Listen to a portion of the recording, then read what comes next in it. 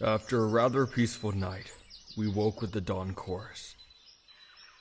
I woke extremely well rested, but I wasn't going to tell Dunceface that. His head was big enough as it was without that. I managed to squirm out from under Kirishima's wing and nudged you both awake. Surprisingly, Kirishima wasn't whining about wanting more sleep, but instead woke with a yawn and a mighty stretch before helping me get breakfast ready. Guess that idiot's sleep magic worked after all. I ate mine quickly and set about packing what I could of the camp. I was eager to get back on the road, mostly because I was ready to send that annoying bard on his way so we could continue to travel in relative peace. It would take us roughly 6 hours to reach the fork in the road that would send Dunceface to Falkirk and us to Millicent, and honestly, couldn't come fast enough.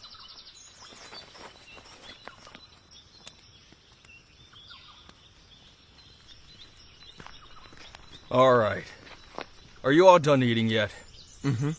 I've been done for a bit now. That's because you inhale everything you eat, you gluttonous lizard. Yeah. The food Kaminari brought was just way too yummy. That's the best breakfast on the go we've ever had, I think. You gotta travel with us more often. I'd love to travel with the three of you again sometime after this. Especially if it means I get to be in the company of this lovely traveler again. Well, if you idiots are done eating, then pack up all your stuff. Most of it's already all packed up. Traveler's just finishing their slice of bread, so hold your horses, would you? You ought to be the most grumpy and patient prince I've ever had the pleasure of meeting, you know that, Kachan? You think that's some kind of insult? At least I'm not an absolute harlot around every person I meet. Whoa. Big words coming from a smelly barbarian brute who can embed anyone, even if he tried. Who are you calling smelly? At least I don't stink like I've been rolling around in a cheap brothel. Besides, some of us have royal blood and can't go sticking our Koski! Don't talk like that in front of the traveler. Come on, relax, would you? It's way too early to be fighting like this. And plus, your yelling scared away all the songbirds. We were enjoying those. Good. Those feathery assholes woke me up anyway. Oh, good idea, traveler. Since Kachan scared all the birds off, maybe you should replace their music with his own. I remember you bragging the other night about being skilled, so let's hear it then. Who the hell said I wanted to actually play a song for you lot? You did? You know, back at the tavern. I was drunk. Promises don't mean anything when I'm drinking.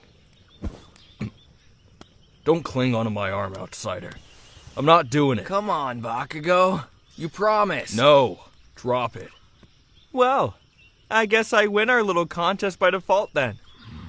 Honestly, Kachan, you could have just said that your skills were lacking. Nothing to be ashamed of. Music is a delicate art. Something that you probably don't really have much experience in. It's okay. Give me a guitar. Yay! We get to see him play, traveler. So demanding all of a sudden. Here, play a duet with me, your highness. Fine. I'll start. You can follow my lead. Sure, whenever you're ready.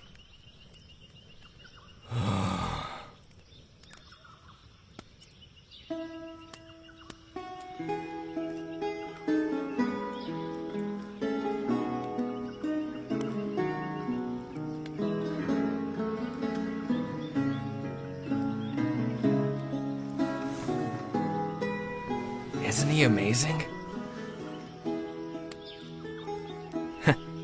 You know, he used to play much more before. A couple years ago, he kind of just stopped. He used to play for me when we'd settle in for the night by the fire during our travels. One evening, we were attacked by bandits who'd heard his song in the night. Awful, I know. Ever since then, he's been weary about it. About playing music. Not just at night, but in general. Those bandits made off with all the gold Bakugo had earned over the course of a year. We were on our way back to his land, but After we were robbed, he didn't want to return home. Ever since then, he's been trying to earn more gold to make up for what was lost that night. Sometimes I wonder if he's as selfish as everyone makes him out to be. I think there was a reason that he didn't want to return home empty-handed. A reason he's been saving up as much gold as he can.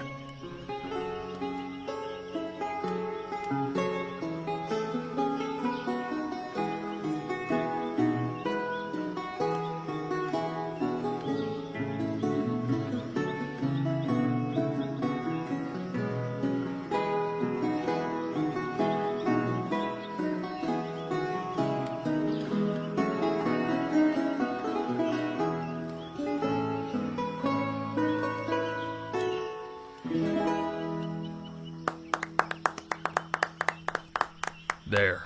You idiot's happy now. Not bad at all, Blasty. You were amazing, Bakugo. I always loved getting to hear you play. You're just as incredible as always. Yeah. Enough with the flattery.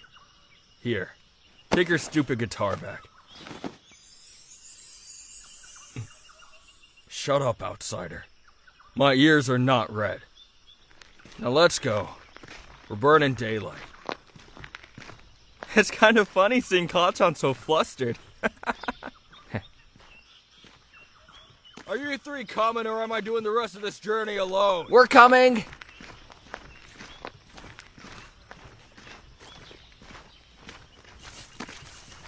So, I remember you saying you had a story to tell me about our lovely traveler here. Care to share while we catch up with Blasty? Oh, right. Hey, Kaminari. We can tell you what's going on, cuz you seem like a trustworthy friend. After all, you did know Bakugo when you both were little. But, please, you have to promise to keep this to yourself, okay? We don't exactly know everything about the gem that the traveler has and the magic that it might harness. Gem? Yeah, it's a bit of a situation. So, you have to promise us you won't tell anyone about this, because we think we might be getting trailed. So if you do, it might not end well for you. I won't let the traveler or Bakugo come to harm because of a loose tongue. Whoa, that got pretty intense all of a sudden. It's as serious as all that, huh? Well, I swear an oath on my name and honor as a bard that your secret is safe with me. Don't worry. Thank you, Kaminari. Do you want to tell him, Traveler? Or should I? Whichever is more comfortable for you. If you ask me, I thought opening up to that idiot was a terrible idea. After everything that had happened with the bandits, I knew it was for the best to keep our little excursion between the three of us. And, well, I suppose Deku and that icy-hot bastard as well. But, Kaminari, as annoying as he was trustworthy. So, even though I could hear you telling him everything behind me, I kept my mouth shut as we walked on. You told him of the gem, of how it transported you here from your own world. You told him of how we must get to the Strihorn Mountains as the stars align just right, in order for you to return home. It was a lot to take in, and of course Dunce's face was both intrigued as he was confused. That is an incredible story, Traveler. I can see why Blasty's in such a hurry now. I've honestly never heard of such magic before.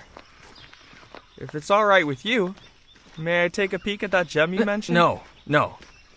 The gem is to stay with Traveler at all times. Sorry, Kaminari. Oh, no. I understand. I was just curious. Magic that can transport you between realms is unheard of. I know that there is a race of dragons that are said to be able to harness teleportation magic. But that's only for this realm, not across different ones. The Azures. Right. I couldn't remember which flight it was. I wonder if that stone has any connection with that kind of magic. Either way, that's truly incredible. If we see any Azures, maybe we could ask them. Might be a little hard, though. From what I've heard, they've been kind of keeping to themselves after their war with the Ebons. Not that I blame them. Yeah, I'll be honest. I've seen most every flight of dragon from crimsons to goldens, but I've never actually seen an Azure before. Only heard of them. Pretty reclusive, aren't they? They are. Yeah, outsider. There's different colors of dragons. Each one makes up a flight, as they're called. Since I already know you're gonna ask, there's the Goldens and the Argents. Those two were the first two made by the Celestials. Followed up by the Ebons, the Crimsons, the Emeralds, and the Azures. Each flight is sort of specialized in their own way. And those flights' first elders gave gifts to the mortal races. Like emeralds, for instance. Their first queen was the one who gave the elves their immortality and gifted healing magic to the world. Us crimsons? My mothers tell me that our first king brought the secrets of the deep earth and taught the dwarves everything they know about stonework, metalworking, and jewels. It is pretty neat, huh? Don't worry, traveler. I'll tell you more about the flights later. It's a lot, and I don't want to overload you on all the history just yet. Good thing we have a long ways to go still, so I'll have plenty of time to tell you. I think you'll enjoy it, traveler. The stories behind them are very intriguing, and they make good songs too. I've been meaning to write a couple about dragons. Such a beautiful species with a rich history, each with their own incredible, diverse cultures. As the three of you talked about this and that, hours went by. The sun climbed higher into the sky, the shadows shrinking away as noon approached.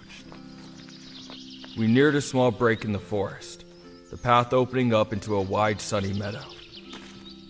It was here that the road we were on split. One path heading to the northeast, the other to the northwest. And it was time to say our goodbyes to the annoying bard.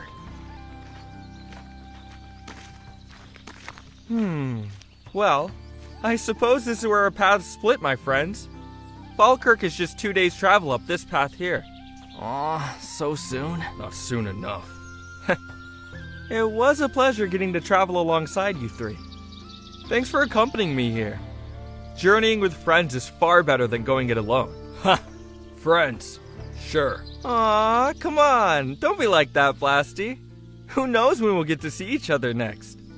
It's been fun, Kaminari. Having a bard in our ranks is always perfect for lightening up the mood. Also, you're gonna have to tell me where you got all that yummy food from. Just stop by an elven stall next time you see one in the market. They are masters of delicious trail rations. Watch it though, they can be a smidge on the pricey side, so I don't think Kachan will spoil you that much. Don't you have somewhere to be, dunce face? 'Cause I know we do. Well, I'm off then. It was nice to meet you, Kirishima. And great to see you again, Kachan. And traveler. Would you mind giving me your hand?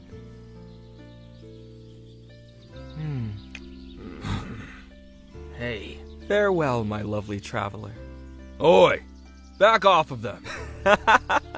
You know, Kachan, maybe if you got your head out of your own butt, you'd admit to your feelings.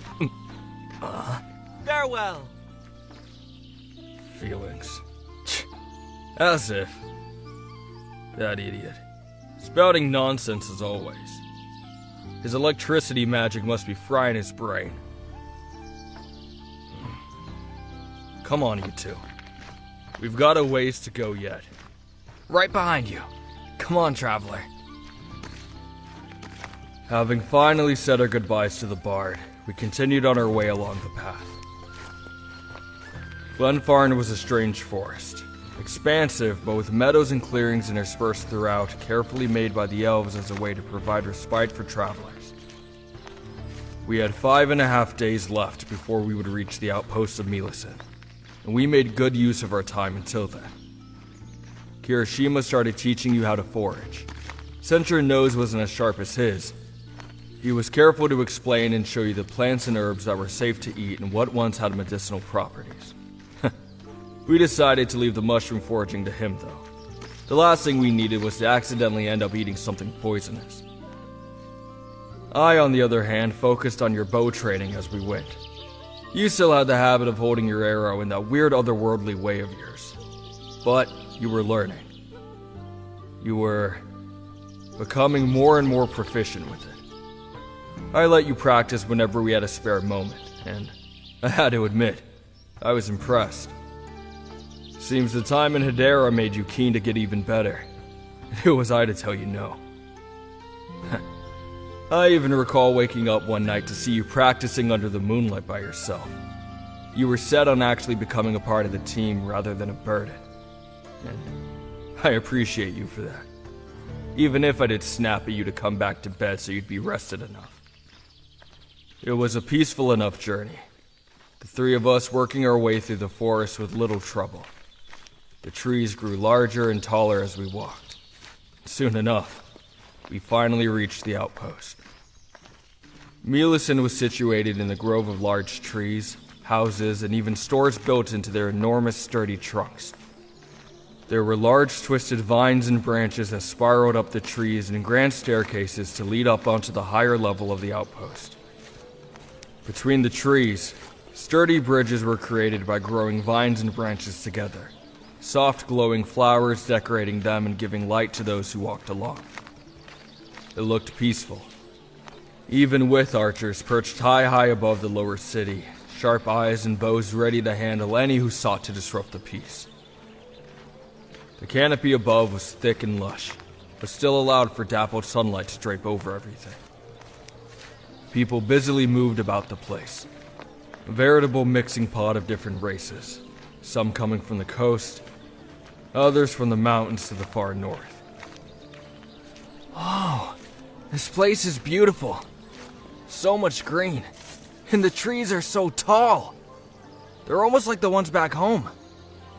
The sun looks so pretty shining through them. Whoa, and look at how high those platforms up there are. There's so many houses and vendors. I'm gonna go stock up on rations and water. Maybe some elven potions. You put a dent in our food supply as always. Sorry. You know I'm a growing dragon, Bakugo. I need to eat lots. We can come help you. I want to see what kind of tasty things the vendors have. No. Absolutely not.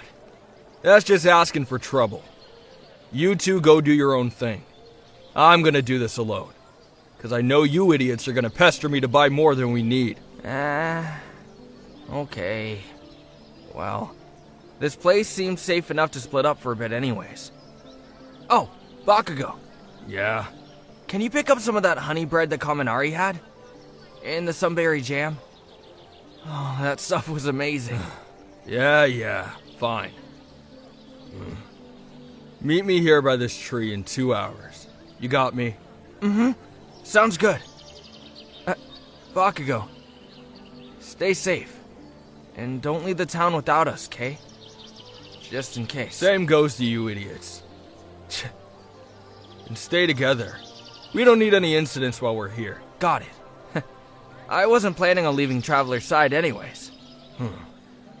Good dragon.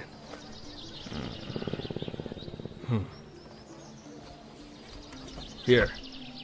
Half of the share I got from selling the spider silk. You both deserve a cut too. Make sure to replace your swords if you can find ones at a reasonable price, Kirishima. Elves are pretty fond of dragons, so you might be able to swing a discount. Wow, that gross stuff sold for this much? Thank you, Bakugo. I hope we can find something. But don't get any ideas. I'm not giving you any more than that. Now, it's your coin and all, but don't spend it all, understand? We're gonna need it when we get to the coast. Passage across the sea isn't gonna be cheap during this time of year. Not with the mermaids being active. So we need to make sure we have enough. Now go on, both of you, and stay out of trouble. You got it. Let's go, Traveler. What do you want to look at first? Oh, how about over there? With his sights set on one of the many booths, Kirishima dragged you over and the two of you began your exploration of the marketplace. There were vendors of all sorts, mostly elves, but there were beings of other races too. And of course, Kirishima wanted to take a look at every single table and store. There were merchants selling clothes, jewelry, food and spice, potions and spell scrolls, and some were even selling useless shiny trinkets, the kinds that had that dumb dragon's eye sparkling. The two of you explored it all, everything this place had to offer. But when you turned a corner, you spotted a blacksmith forge, set up in a small clearing within the market square. The fire, of course, kept far away from the trees. There was the steady sound of a hammer on metal, and at the anvil was another dragon. This one was different from Kirishima. There were some similarities. Big-ass tail, huge wings. But the horns that poked out from under his head swooped forward rather than back, and his scales were silvery, the color of freshly polished steel. He looked up, a silver-scaled, pointed ear twitching when he sensed you two approaching. And when he and Kirishima locked eyes, it was a moment of mayhem. No way! Tetsu? Kirishima? Is that you? Hey! Sihiltate ikoshi. Koyu get talkviux. Koi tapoai koan wars yakdrun. Savabore wuxteru tenpaiso. Sihiltate ikashi. Koyu get talkviux. Sia fuvanan severn tewura. Levidre penek. Who's your friend? Oh, Tetsu. This is Traveler. We're helping them journey somewhere, very important. Oh, okay. Selfless as always, I see. Traveler. This is my scale brother, Tetsu. We've known each other since we were whelps. Since before then, rocks for brains. Our mothers tended our eggs next to one another.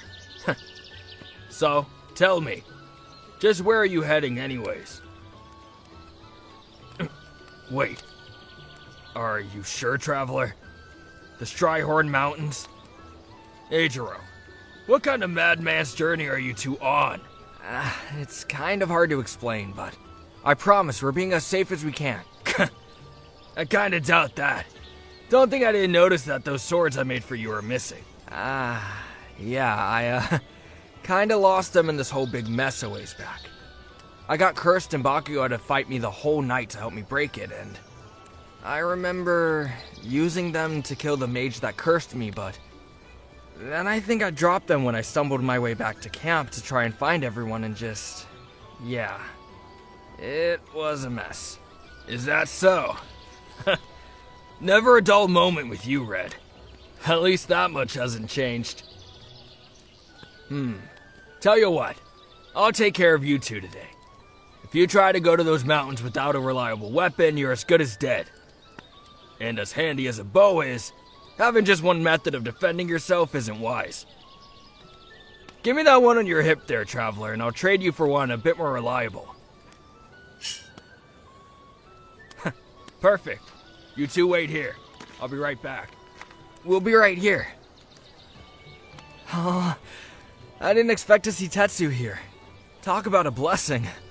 He's one of the best blacksmiths the Argents have to offer. Whatever we get from him, we'll be in good hands, Traveler. Don't you worry.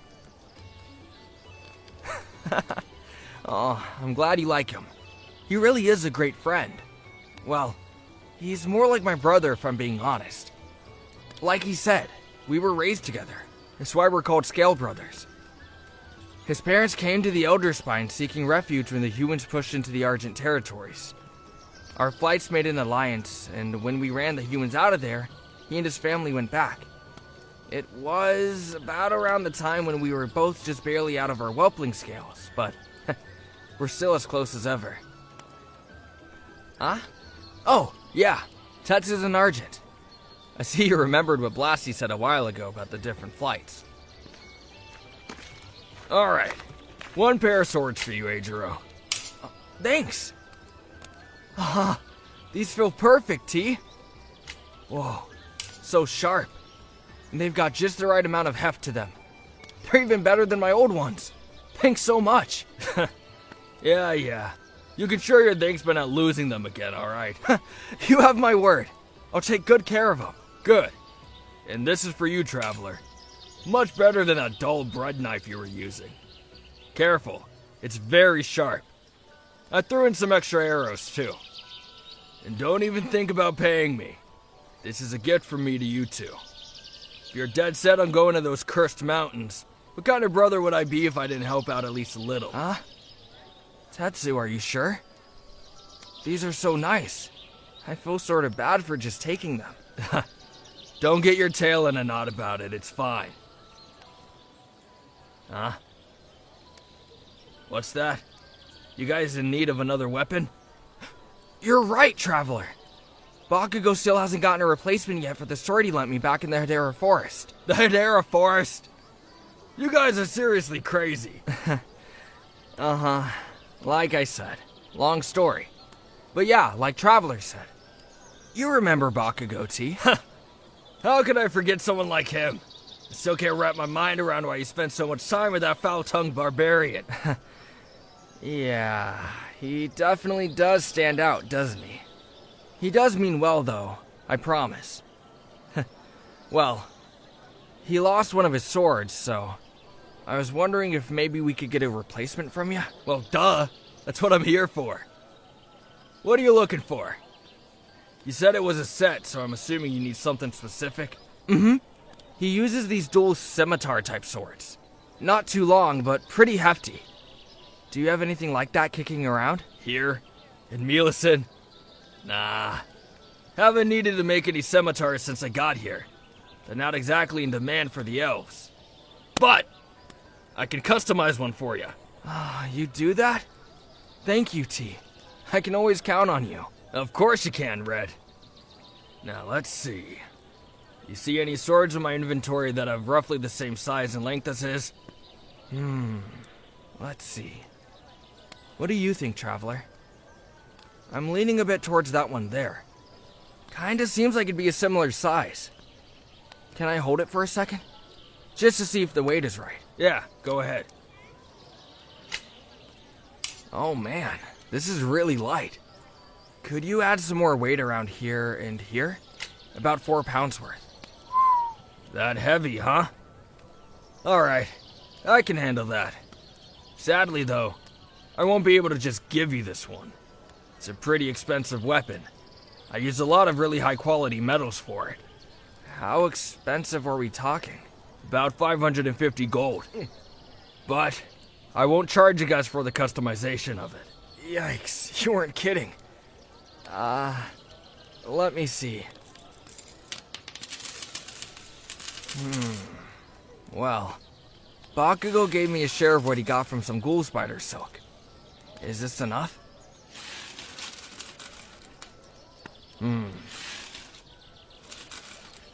Looks here like you're a bit short.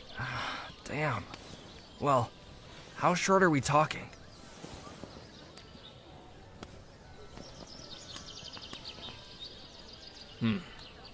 What have you got there, traveler? Clothing? Huh. Would you look at that?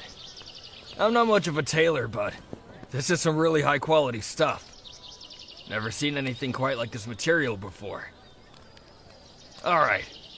How about this, you two? I'll cut you a deal. I'll take the coin here, these clothes, and if Red lets me use his scales to sharpen the sword, we'll call it square. But, Traveler, those are the last of your clothing from your world. Huh? I think Bakugo didn't make you sell that stuff because he still wanted you to have at least a little piece of where you came from. Are you sure about this? Hold on. From their world? Hey, have you been headbutting rocks again? No. I'll tell you more about it later, I promise. But let's just say those clothes are sort of sentimental. Alright. Far be it for me to separate someone from their keepsakes. You can keep one piece of what you're offering, traveler. And I'll take that story in exchange for it next time you're in town, Red. holding you to it. Sure thing, T. We appreciate this. Like a lot. It's no problem. Now, you two sit tight. I'm gonna get to work on this. Can we watch? It's been forever since I've seen you work, and I think you'll really like this, Traveler. Argents are experts at the anvil. Yeah, I don't mind. Just make sure you put those goggles on over there. I use my flames while I work, and I don't want you two going blind. Yeah, no, we don't need that. Here, Traveler. Just slip them on like this, see? Perfect. Now just stand here with me, okay? I'll shield you with my wing while he works. With the proper safety precautions in place, you two watched as Tetsu worked. The flames he used were much different than Kirishima's. They were blinding white. The heat and light filling the small space whenever he would blow a small stream of the flame out onto the weapon, adjusting its weight and hammering it back into shape. You watched in awe as he worked the weapon into something close to the one I'd lost. And you were even more shocked when Kirishima showed off another of his draconic magics. He hardened the ruby scales of his tail, and apparently, this gave Tetsu the perfect whetstone to sharpen the now finished blade. You three were so absorbed in the process, you didn't notice the time slipping away until it was almost too late. This looks almost identical to Bakugo's sword. Yeah? What do you say then, huh? Do you think it's done? Yeah, I'd say so. Traveler, what's wrong? You look a little surprised. Oh, my tail? Yeah, I guess I haven't really shown you my magic yet, have I? I can harden my body. It's, not the strongest of magics, but it's very useful when it comes to defense. Not the strongest? Hardening magic is extremely strong and versatile, thank you very much. I have it too, see? Except mine's a bit different. My skin can turn to steel while Eijiro's is...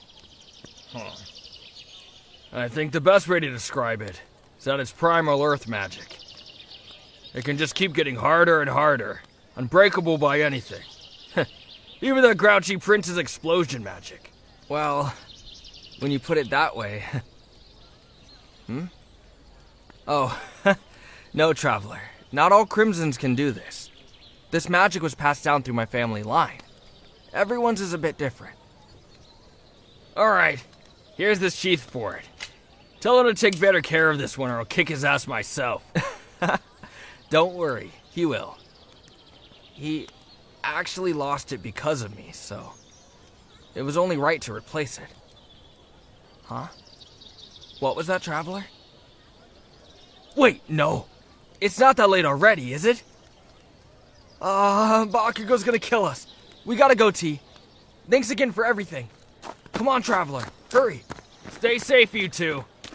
Take it easy out there. You got it! Crap, Traveler. We totally lost track of time.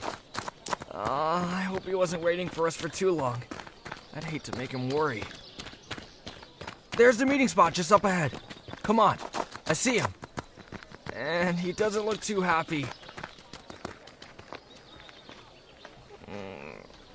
Hey, Baku. There you idiots are. I told you to meet me here in 2 hours. You're nearly half an hour late. I know. Sorry. We got a little preoccupied with something. You better have a good excuse for concerning me like that. Thought you two morons got yourself captured again or something.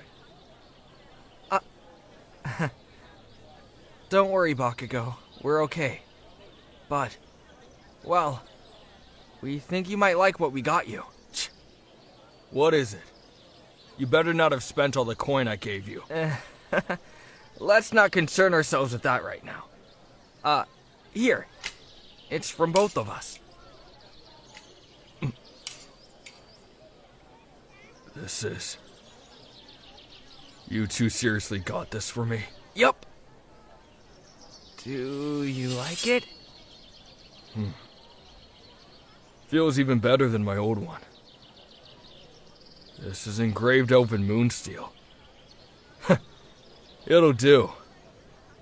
Thanks, you idiots. Oh, I'm happy you like it, Katsuki. It still means the world to me that you gave up one of your weapons to save my life. It's quite literally the least we could do, you know? Kirishima, Yeah? how much was this sword? Well, you really like it, don't you? So that's all that matters. Damn lizard. Stop trying to change the subject. Now, how much? Well, if I'm being honest, I may have spent all the coin you gave me since it was a custom, but our traveler had to help out too. How am I not surprised you managed to spend 500 gold in the span of 2 hours? I swear, you are the only dragon in all of Solterra that spends more coin than you hoard. How do you help anyways, outsider? You barely have anything to your name. You seriously? You idiot. You gave away the last thing you had from your world. Almost. Tetsu cut us a deal so they have at least one piece left. Still, well, I appreciate it. Or whatever. This sword is really high quality. Anyways, we're burning daylight. We're stocked and rearmed, so let's get a move on before sundown. And before you ask, Shitty Scales, no, we are not stopping for lunch. Here, just eat this on the way. I got your stupid bread. You found it? In the jam too? Yeah, in the damn jam. Here, just don't get it all over your clothes. We don't have time to stop and wash them in a river. Again. There's some cheese and sausage in there too, so share with the outsider, alright? I already ate a share. Oh, this looks amazing! Here, traveler, here's your half.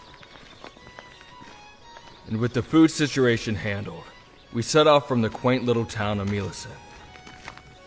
I honestly wish we could have stayed longer. Elven towns and cities always left me with a sense of comfort in a way.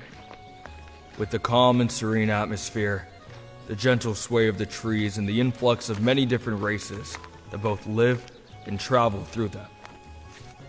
The feel of elven territories were far different from the human ones. Far more accepting, calm.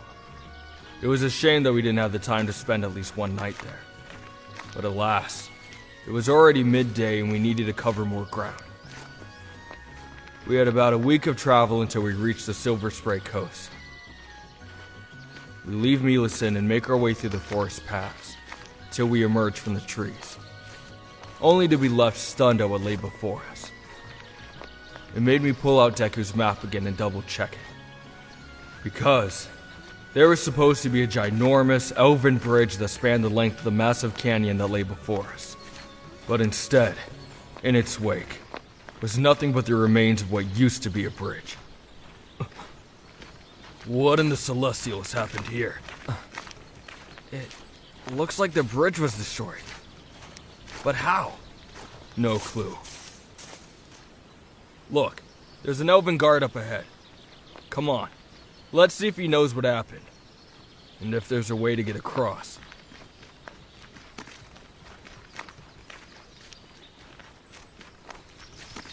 Hey, guard. What happened to the bridge? Greetings, travelers. The bridge is under repair after a dragon attack. A dragon attack? Why would a dragon take out the bridge? We've been trying to understand it ourselves. I've never seen anything quite like it. I was here at my post when it attacked. It took out the entire bridge before we could even draw our weapons. And then it just flew off. But why?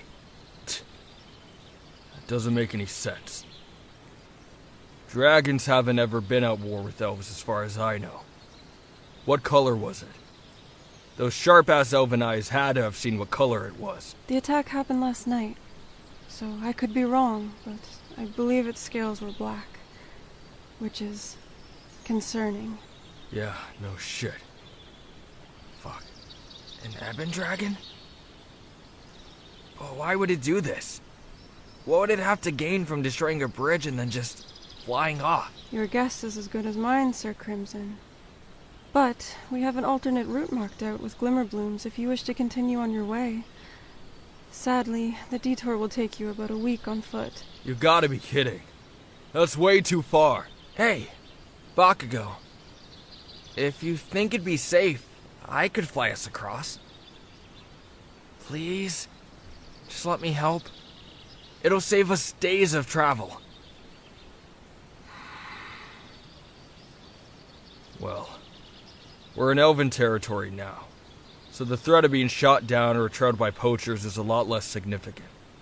Although, the knowledge that there's an ebon dragon in the area is concerning. If I may, because of the attack, we've doubled the guards within the forest, so your scaly friend should be perfectly safe. See? It'll be fine, Bakugo. Yeah, like the traveler said. We'll be careful, and if I scent any strange dragons, I'll land straight away. I promise. Please, please, please. Ugh, fine.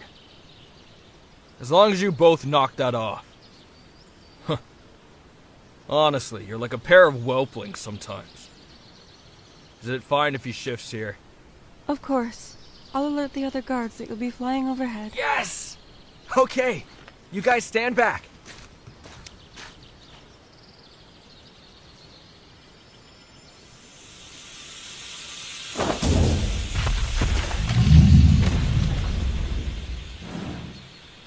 Hey, it's alright. He's not going to hurt you, outsider. He's not cursed. He's still himself. Just a bit bigger. Promise, it's okay. Look at that face. You really think he'd hurt you? Go on. You can give him a pat on the nose. He's bowing for you. Here, just like this. Stroke his nose. Yeah, he understands you perfectly, outsider. Just because he's in his true form doesn't mean he's a dumb animal or some shit. Older dragons can speak telepathically. Kirishima here can't. Not yet, at least. Although, I think his eyes are expressive enough to speak 1,000 words. Ugh! What did I say about licking me? Cut it out! You're soaking me, you overgrown lizard! It's not adorable, outsider. It's gross. Ugh. Ha! Not so cute when he's slobbering all over you, huh? Huh. Alright. Enough wasting time. Let's go. Kirishima! Put your head down so we can get situated. Outsider. Go sit in front of me.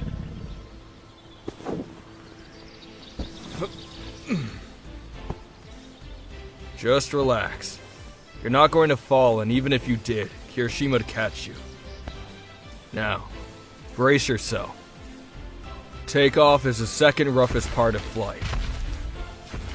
What's the first? Landing, idiot. Now relax. Hold onto his horns nice and tight. Put your hands just underneath mine. You won't hurt him. You ready, outsider? Kirishima, let's go. Hold tight. I got you. Relax. Keep holding on tight, you hear me? And open your eyes. You're wasting an amazing view. Keep it steady, Kirishima. Good, dragon. You hanging in there, outsider? Just a bit longer. We just have to get above that cloud layer way up there. Then it'll be smooth sailing. Don't dive down, idiot!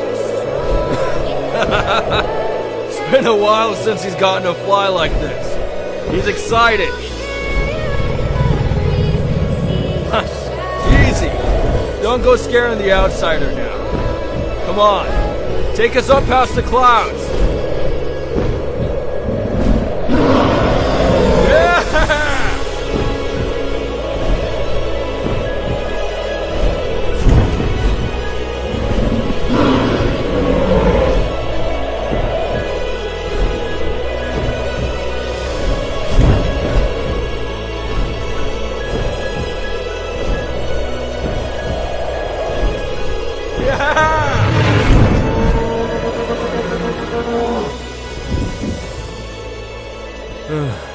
There. A lot smoother up here now that we can glide. What do you think? You ever seen a view like this one before? Breathtaking, isn't it? You look shaken up. What? Never ridden a dragon? Keep flying for as long as you can, Kirishima. We'll get to the coast much quicker this way. Feels good to finally fly again, doesn't it, big guy? Thought so. Don't be so tense, traveler. Just loosen up. I'm right behind you. Enjoy the ride. You're not gonna fall.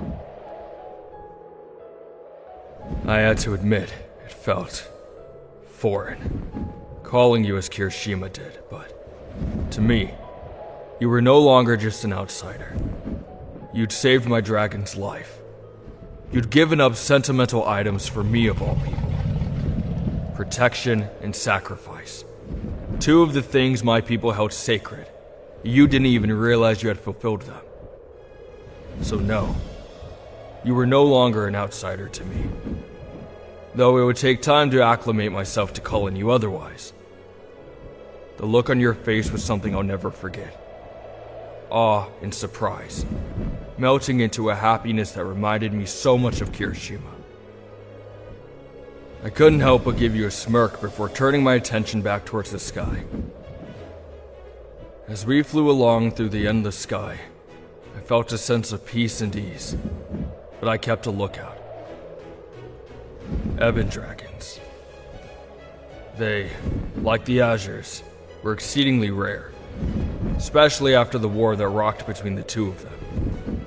But unlike their blue-scaled brethren, Ebons were not known as a very friendly flight. They were known for their skill and cunning and were not fond of outsiders. So now that they were out and about was concerning. We didn't see or sense anything dangerous, so tentatively, I allowed myself to relax. It had been a long time since we had gotten to fly. Almost a whole 2 months since we'd entered human territory, and nearly 1 month of that had been spent traveling with you. I knew Kirishima was delighted. He hadn't stopped purring the whole time we were in the air. Despite the roadblock, we would not be deterred. I wasn't sure how long Kirishima could fly us for, but if we reached the coast sooner rather than later, we could figure out passage and maybe get a few days ahead of the alignment of the stars. Any breathing room was better than none.